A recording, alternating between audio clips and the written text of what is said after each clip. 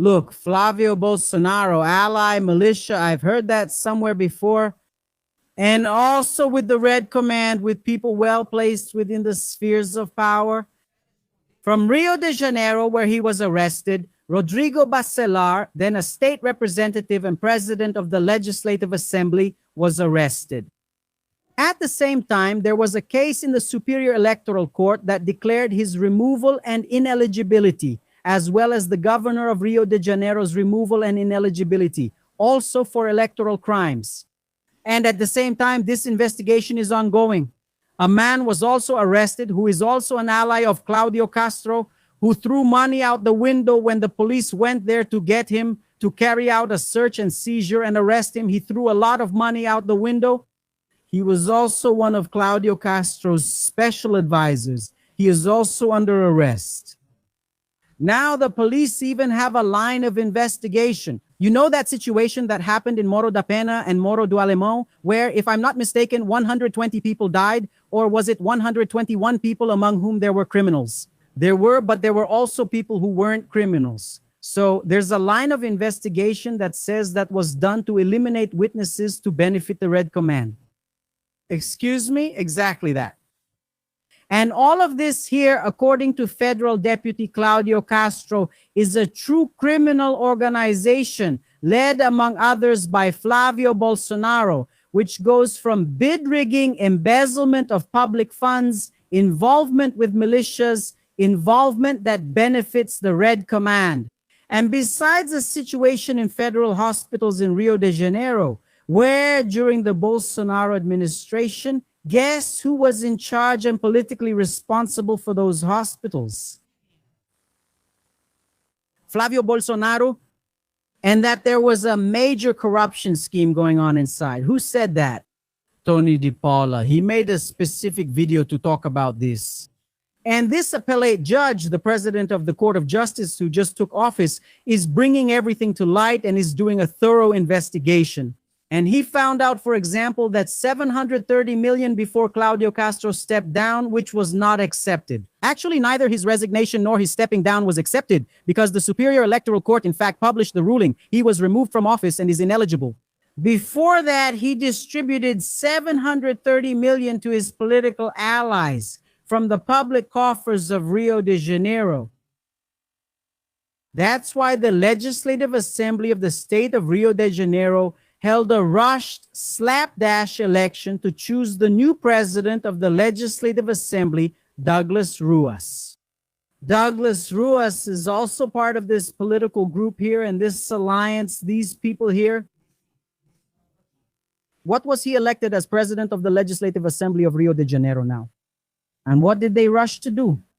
They went there to the Supreme Federal Court to ask the Supreme Federal Court to remove the appellate judge who heads the Court of Justice and put this Douglas Ruas in his place. Who is the president of the Legislative Assembly?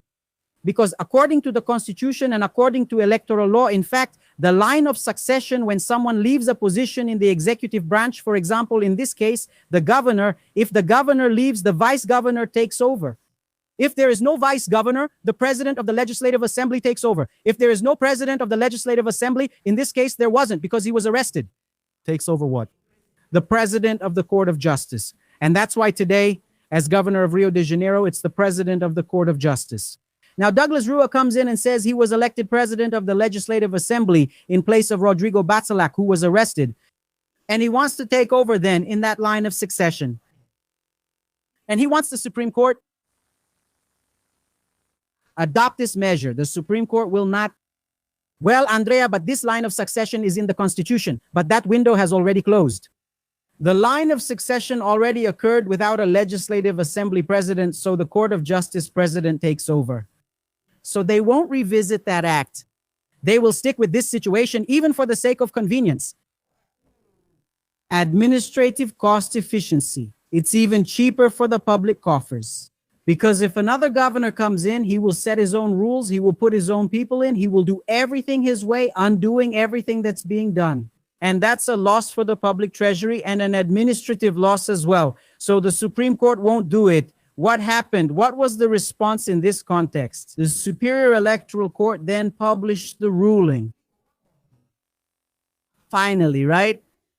They published the ruling because the Supreme Court required this ruling's publication. The TSC ruling is the decision that established the removal and ineligibility of Claudio Castro, as well as the removal and ineligibility of Rodrigo Basilar, who is in prison, the former president of the Legislative Assembly. What for? So that the Supreme Court can determine the future of Rio de Janeiro. Rio de Janeiro will remain under this interim term, which could also be an option. The president of the Court of Justice as governor? I don't think so. The Supreme Court will decide whether there will be indirect elections within the Legislative Assembly. And I believe that the Supreme Court will not go down that path, even because of the lack of ethical and moral capacity of the members there within the Legislative Assembly, where, if you think about it, maybe only 2 federal deputies would be saved. Unfortunately, that's the situation. Political groups like that have taken power in Rio de Janeiro. So it could be, and from all indications, that's what the Supreme Court will decide. According to the understanding of the Attorney General himself, we will have direct elections for this term, an interim term until December 31st of this year for the new governor of Rio de Janeiro. Direct elections where the people will go and choose their new representative, because in October there will be an election, and then the new governor of Rio de Janeiro will be chosen for the next 4 years, starting from January 1st, 2027. So this, my dear, is a real and chaotic picture of the situation in Rio de Janeiro. The structures of power have been taken over by criminal organizations. And according to the federal lawmaker Tony De Paula, Flávio Bolsonaro is part of this criminal organization who schemed and infiltrated the power structures of Rio de Janeiro to steal, and steal. That's the situation. Let's watch another video here. And here's the thing, right? The court said Tony De Paula can keep doing what he's doing. Let's watch another video here. Hey guys, whoever was born to be a crook will never lose their... I don't know if you guys are following what former Governor Claudio Castro tried to do. The last scam, the last stroke of the pen, the last dirty trick from the pockets of people in the city and state of Rio. The trickster, on the day he said goodbye, waves goodbye, waves goodbye. Waves goodbye. The government of the state of Rio de Janeiro, to pull a trick on the justice system and not become ineligible, he decided to sign it off with a stroke of the pen. In the sovereign wealth fund of the state of Rio de Janeiro, and with a stroke of the pen, he released more than 730 million for a spending spree. A spree. In the municipalities of Rio de Janeiro. Of course, it's a racket run by his allies. Isn't it? Because he's Alibaba, and every Alibaba has his 40 thieves. Actually, here in the state, it's more than 40 thieves. It's a lot more than that. But our acting governor, Ricardo Couto, appellate judge Ricardo Couto, uncovered the scam, see?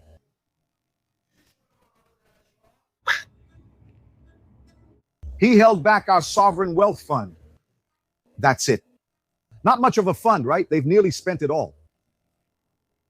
Yeah, my people, this gang, and they want to stay in power, okay? I've been avoiding saying the name Douglas Ruas because he's a guy I have nothing against. But man, the guy lent his name to run a gang, right? So I'm going to have to talk about it. I'm going to have to criticize. Right? Here's the thing. Wilson became Claudio, and Claudio is turning into, almost became Basilar.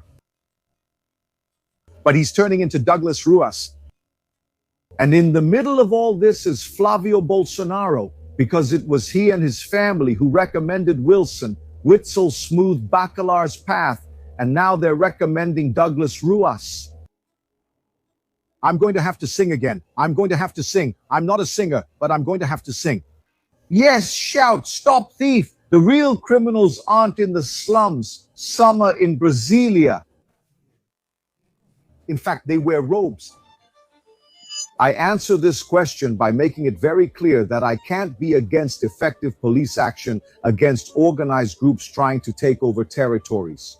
Unfortunately, every time the police try to retake the territory, there will be confrontations that will leave our most vulnerable population even more exposed and threatened. The problem is that effectively, our main model for fighting organized crime is confrontation in favela communities, and this model has already proven to be a failure, folks. Because it's an exercise in futility. The police arrest or kill one drug dealer, and the next day there are 10 more in his place. Therefore, you can't fight crime just this way. You saw what happened in the Penha and Alemão complexes in Rio de Janeiro, where the police went in and killed more than 100 drug dealers. 5 police officers died in that major operation, and the next day the drug dealing spot was in the same place, and the residents were still hostages of the criminal faction. That's why I was strongly against that operation, because it only served to promote politicians, but it didn't actually free our people. Fighting organized crime involves strategies. We need to use more intelligence and technology in fighting crime. Use monitoring systems. More intelligence and technology, less need to use lethal force. And by the way, Claudio Castro left the government of the state of Rio de Janeiro. And to this day, he hasn't provided all the documents, images, and videos that Alexandre de Moraes requested. And the arrest of Claudio Castro's aides is exactly within that investigation, that DPF das Favelas action, which has Alexandre de Moraes as the rapporteur.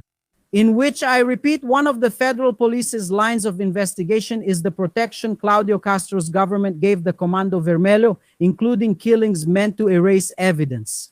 With that operation they carried out there in Morro do Alemão and Pena, helping the Red Command.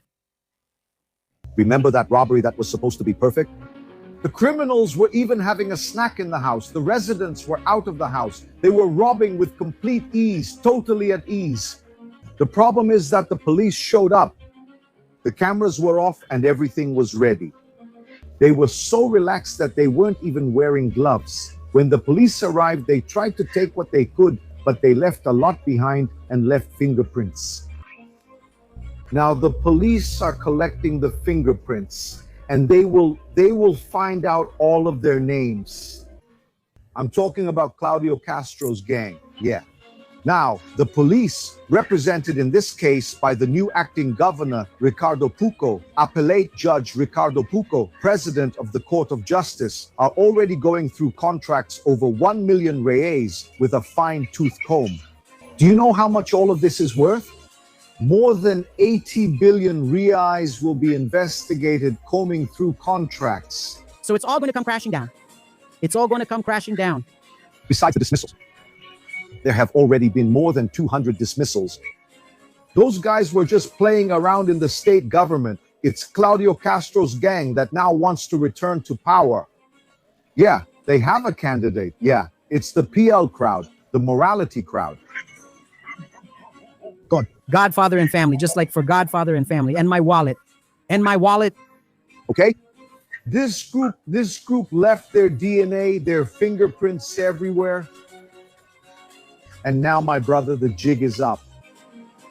You know what song I sing for Claudio Castro's group? If you shout, catch the thief, not a single enemy will be left, right? Look at you now, how things have changed. The world doesn't just turn, it flips over.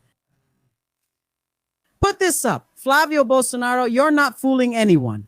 Here's the thing. Neither the father nor the son Bolsonaro, never again. Put it. Don't, oops. Don't get nervous. Don't get upset. Don't leave me talking to myself. Don't leave me talking alone. Please help me. Today is Friday, guys. Have a heart, okay? You're already here. Look.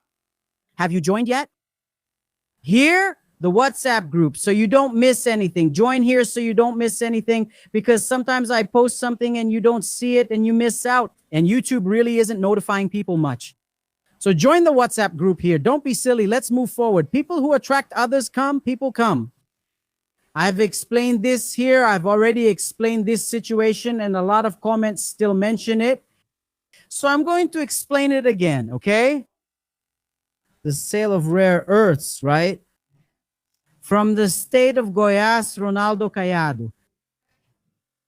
First situation, it wasn't sold. Andrea, are you crazy, Andrea? I'm crazy. I'm really crazy today. Today, I'm going to give my 2 cents and so on and so forth. Here's the thing. It wasn't sold. But Andrea Caiado said he sold the rare earths to the United States, Andrea. No, he sold them. So is Ronaldo Caiado lying, Andrea? I don't know. I know one thing. I know that for him to sell, he needs the federal government's approval, because land matters in Brazil fall exclusively under federal authority. Especially because minerals in Brazil, my dear, are considered federal property. Right, Andrea? Yes. For example, I'll explain it to you clearly so you can understand. Let's suppose, as my grandmother used to say, that you're digging in your backyard.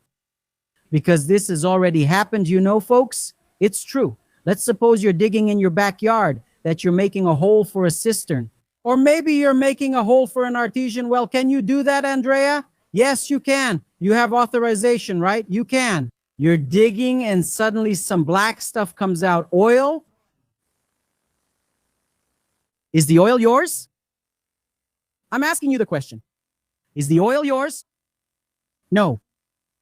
So you're digging there. There's a little something there. You're digging. Then suddenly you find gold. Guys, there's gold on my land. I'm rich. I'm rich. Let me ask you, is the gold yours? I'm asking you. No. Andrea, it's not. No. Minerals and oil are considered federal property. It's the federal government's. What do you have to do? You have to notify the federal government. Hey, federal government. The regulatory agencies cut it off. Hey, federal government, I found gold here in my backyard. My backyard is full of gold, federal government. Hey, federal government, I found oil. I found oil in my backyard. Hey, federal government, do you know what you're going to get? You're going to get the concession to exploit it. But the asset belongs to the federal government. Right, Andrea? Yes, my dear. Obviously, you're going to get rich if that happens, because you'll have the monopoly on exploiting that area granted by the government. Why, Andrea? Because the government is in charge. The federal government, not the state government. No. Here's another example to help you understand. That's why I say Caiado may have even made a contract. He may have even signed it. The foreign company from the United States may have even signed it, but it wasn't completed. It needs the signature of the federal government. Otherwise, this contract is dead and gone, and it doesn't exist. And it's just talk to fool people, to herd cattle and sweet talk the crowd. That's the situation. Let me give you another example. Lands. I'm not even talking about rare earths here. I want you to understand. I'll give you this example so you can understand even better.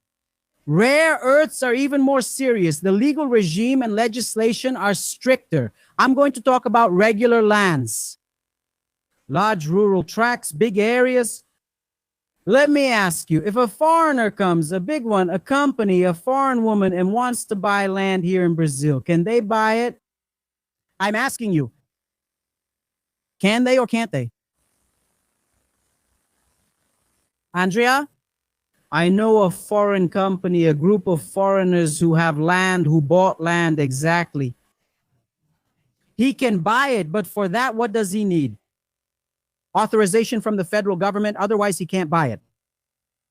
And it's interesting that the state of São Paulo passed a law to change that and sold land to a foreign-owned company to foreigners. They went ahead and sold land to this company, to this group of foreign businessmen. They sold hectares, thousands of hectares to this group. And they changed the law there in the state saying that it was allowed to do this just to sell the land to this group. What did the Supreme Court do yesterday? Guess what the Supreme Court did in plenary session? The 11 justices of the federal Supreme Court voted unanimously. What did the Supreme Court do? They struck down the state law. It's not the state's jurisdiction. If a foreigner wants to buy Brazilian land, they can even buy it. But they necessarily need authorization from the federal government. From whom, Andre? From Lula. Who is the president right now? If not, they can't buy it. Why does Andrea have this? And it overturned the law of the state of São Paulo. Why does Andre have this? Because land, my dear, land is not just an economic and financial asset. Land is not just an asset. Land is a matter of sovereignty, of logistics, of security control, of controlling how everything works. It's a matter of sovereignty. Because if it goes on like this, soon these almost trillionaires will come to Brazil and buy Brazil. They keep buying land, buying land, buying land. When you realize it, Brazil is no longer Brazil. Brazil is already a piece and an extension of the United States or some other country out there. It's a matter of sovereignty. And this example I'm giving you is about regular land. Ow. It's about regular land. The Supreme Court overturned the state law yesterday and said, if you want to buy land in Brazil, you can buy it. But you need authorization from the federal government. So I ask you, rare earths. Can Caiado sell rare earths? There you go. If regular land can't be sold without federal government authorization, imagine rare earths. What do they contain? Property of the federal government. Because I repeat, minerals, oil, all these assets are considered federal property. The federal government is the owner. What the federal government does is grant you a concession to exploit it or not. The federal government. Then you say, Andre, what about the government of Goiás? If the land is in Goiás, the government of Goiás obviously has a role because they had the benefit of the land being in their territory. They have a share in the royalties. In terms of the amount of money it generates, a portion goes to the respective state government that has the rare earth, but they don't have control. That's why I say and I repeat, this contract made by Caiado was not finalized.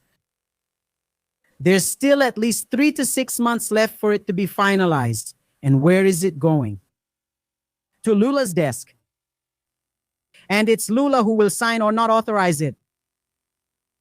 Do you understand? I'm explaining simply with examples so you understand how it works. That's not how Ronaldo Caiado says it. And the contract wasn't finalized because it needs the signature of the federal government. It needs the CAD's signature. It needs a regulatory agency, all from the federal government. Otherwise, this contract doesn't exist. It's just talk to fool people, to gain political capital, to get votes for Caiado's October election. That's the situation. Did you understand, my dear? The example. And just yesterday, and not even regarding rare earths, there is already a strict legal framework. The federal Supreme Court unanimously ruled on this situation, not rare earths. For someone to acquire in Brazil, regular land in Brazil as a foreigner, they need authorization from the federal government. Imagine rare earths. That's why Caiado is just talking nonsense to fool people. The contract was not finalized. And it won't be unless it has Lula's approval and signature from the federal government. That's it, period. Anything beyond that is just talk. So I made the contract. I signed with the United States. Okay. Does it have Lula's signature? Does it have the federal government's authorization? No, then it's worthless. Yesterday, the Supreme Court confirmed it. Look here, see? The announcement of the result consolidated the understanding that granting authorization for companies with foreign capital to acquire rural properties is an exclusive responsibility of the federal government. And I repeat, these are just regular lands. Imagine rare earths. The legislation and legal framework are much stricter. The Supreme Court unanimously, the full bench yesterday, all 11 justices voted that no state can carry this out and decide it on its own. That it needs the authorization and approval of the federal government, because the state of Sao Paulo sold a large piece of land, a large rural area, because it's a big area, right? To a group of foreign investors, a group of foreigners. They even changed the legislation of the state of Sao Paulo to say that the state of Sao Paulo could do this. And the Supreme Court said, hey, you can't. Unanimously. It's a matter of national sovereignty. When we talk about land, about territory, we're talking about sovereignty. And when we talk about rare earths, it's an even stronger kind of sovereignty that must be protected. So that's why I say, and I repeat, without Lula's signature, this sale by Caiado doesn't exist. That sale was not completed. It's not possible. That's the situation. I explained this before, and I'm explaining it again, especially because many of you commented, so your comments are really important. And besides that, the ruling on this matter happened yesterday, which supports and further reinforces this understanding that Caiado can't do what he did, and what he did is worthless. Absolutely nothing. If it doesn't have Lula's signature, periods. Play it, play it, play it. Hey, Caiado. Caiado, Caiado. Stop with the nonsense and tall tales, Caiado. We like cattle. But also, for God's sake, right, guys? Stop being ashamed. In fact, Lula talked about this. Let's watch Lula's speech. Come on, come on, come on. Here it is. Have you liked the live stream yet? Haven't liked it? Like the live stream. Hey, hey, hey, pay attention. It's a shame, actually, what Caiado did in Goiás.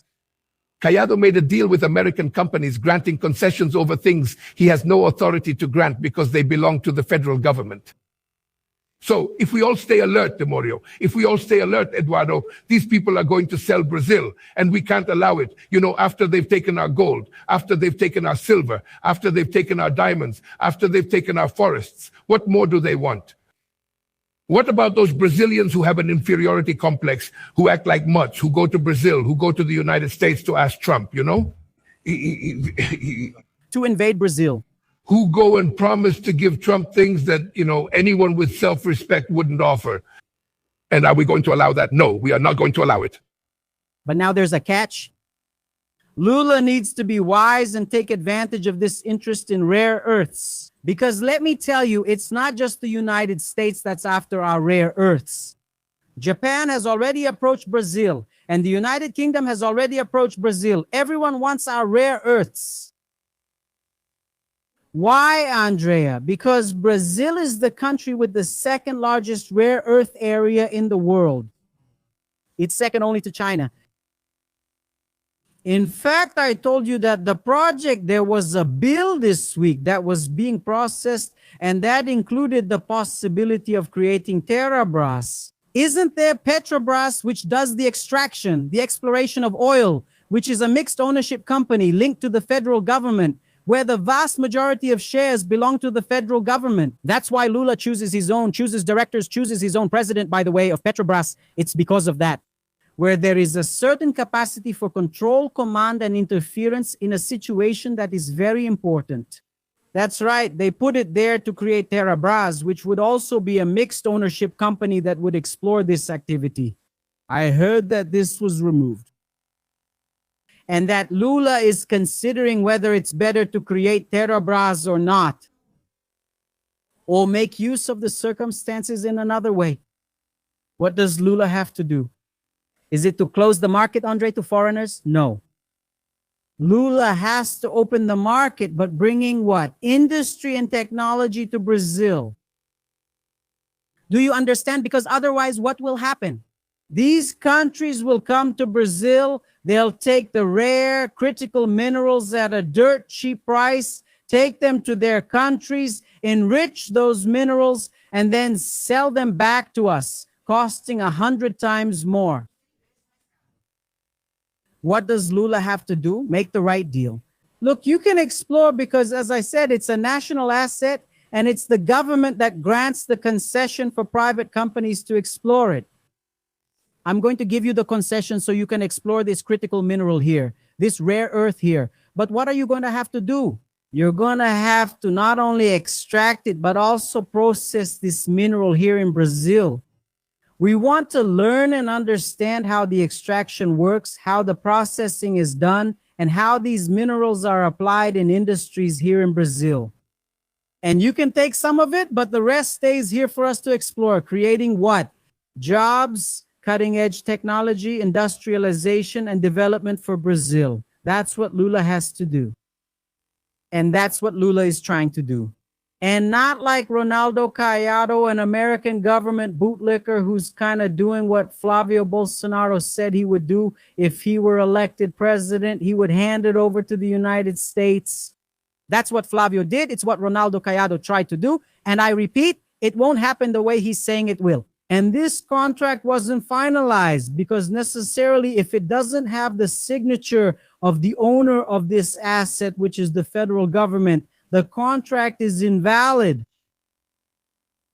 Besides the federal government holding the asset, the federal government is the owner of every mineral that is found in the land and soil of Brazil, as I just explained to you. Besides that, regarding land issues, the federal Supreme Court just confirmed yesterday that land can only be sold to foreigners, to foreign groups and all that, but only with authorization from whom? From the union. Do you understand, my dear? That's why this situation is delicate, it's serious. And this situation here was removed from the bill that was being processed this week. Why, Andre? Because Lula decided that he needs to study the subject more, listen to more people to find out what will be the best path for Brazil. It's not for the United States or for anyone else. No, what is the best path for Brazil? In the field of exploration of these critical lands, of these rare minerals, that's the situation, and that's how it has to be. Tá? And let's see what will come out of this whole matter, which is huge. It's no joke, really. Representatives request an investigation of Caiado by the Prosecutor General's office for selling a mining company to the United States.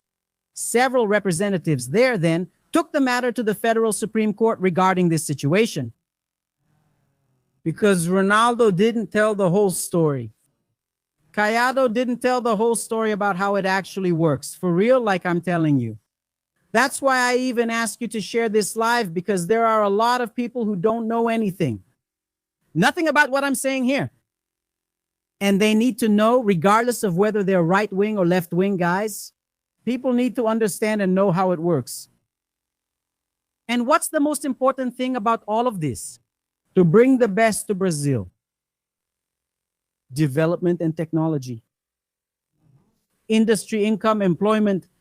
That's what needs to be done, and not just give them the raw materials so they can process it there and then sell it. Sell it back to us with added value, 10 times, 100 times more expensive. That's the situation, okay? That's just talk for political rallies, to act all tough, making a scene, trying to sweet talk the crowd to get their votes. That's what he did. It's a shame, but here, no. Share this live stream because it's really important, okay? It's really important for people to have access to this information. And don't forget, Monday at 8:30 p.m. right here, okay? On the channel Política Brasil no Ar. I invite you to subscribe there if you haven't already. I'll get the link here. And you can already join to participate in the debate on this channel every Monday, Wednesday, and Friday. Me, Andrea, and Michelle, a colleague and friend from the right. And we're going to debate to understand how it works. And it's going to be really cool. It's going to be really interesting. And on Monday, the 27th at 8 p.m., we'll be in this format and in this first live stream of this scale. It's going to be very interesting. Do you know why? We're going to understand a bit about how they think. And from that, we can deepen our knowledge so we can better understand how the whole dynamic works. And obviously to clarify a lot of things that need to be clarified, okay? So don't forget, the link is right here. Look, the link is here. You can go there, like it, share it, and subscribe so you don't miss anything. And you always liking, commenting, and sharing. Thank you so much. A big kiss to you. See you soon, God willing. And Friday, Brazil, today is the day I spend my 5 reais kisses